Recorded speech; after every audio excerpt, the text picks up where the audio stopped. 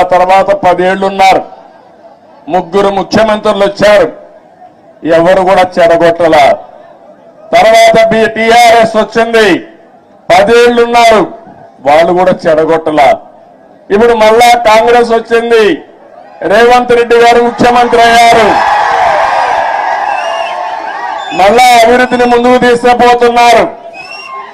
అందుకే నిన్న కూడా నేను ముఖ్యమంత్రి అవుతానే నేనే లెటర్ రాశాను రేవంత్ రెడ్డి గారికి, గౌరవ ముఖ్యమంత్రి గారికి. 2 రాష్ట్రాల మధ్య కొన్ని సమస్యలు ఉన్నాయి.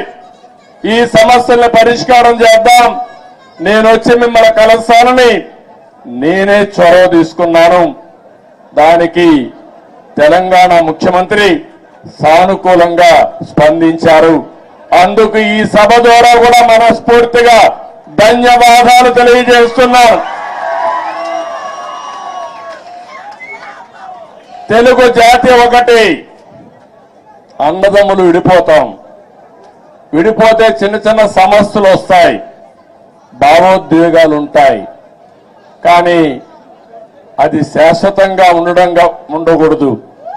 ఎప్పుడైనా అన్నదమ్ములు విడిపోయినా బయట వాళ్ళు మన మీదకి వస్తే మన ఇద్దరం ఒకటేనని చెప్పి నిరూపిస్తామనా కాదా అని మిమ్మల్ని అడుగుతున్నా. ఆ ఐకమత్యం ఇక్కడ ఉండాల్సిన అవసరం ఉంది. మన జాతి ఒకటి, తెలుగు జాతి. మనం మాట్లాడే భాష ఒకటి, తెలుగు భాష.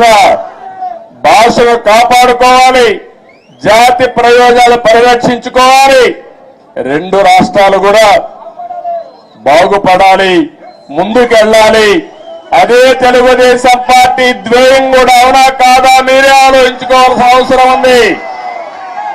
ఇంకొక పక్కన మీరు ఒకసారి చూస్తే 2 రాష్ట్రాలు విడిపోయిన తర్వాత, అన్నాదమ్ములు విడిపోయిన తర్వాత ఎవరి కుంపటి వాళ్ళదే. కష్టపడితే సుఖపడతారు, ఎక్కువ సంపాదించుకుంటే ఆనందంగా ఉంటారు. అయితే అదే సమయంలో ఏదైనా కలిసి పనిచేస్తే ఒక న్యూ ఎనర్జీ కూడా వస్తుంది. ఇద్దరు ఐకమత్యంగా ఉంటే ఐకమత్యం చాలా బలాన్ని ఇస్తుంది. ఒకప్పుడు 42 మంది ఎంపీలు ఉండేవాళ్ళు ఆంధ్ర రాష్ట్రంలో. దగ్గర ఒక 18 మందో 16 మందో రాజ్యసభ మెంబర్లు ఉండేవారు. ఇప్పుడు 2 రాష్ట్రాలు విడిపోయిన తర్వాత తగ్గిపోయినాయి. కానీ ఏ సమస్య వచ్చినా నేను ఒకటే చెప్తున్నాను, నాకు ఆంధ్రప్రదేశ్ అని తెలంగాణ కాకుండా 2 రాష్ట్రాల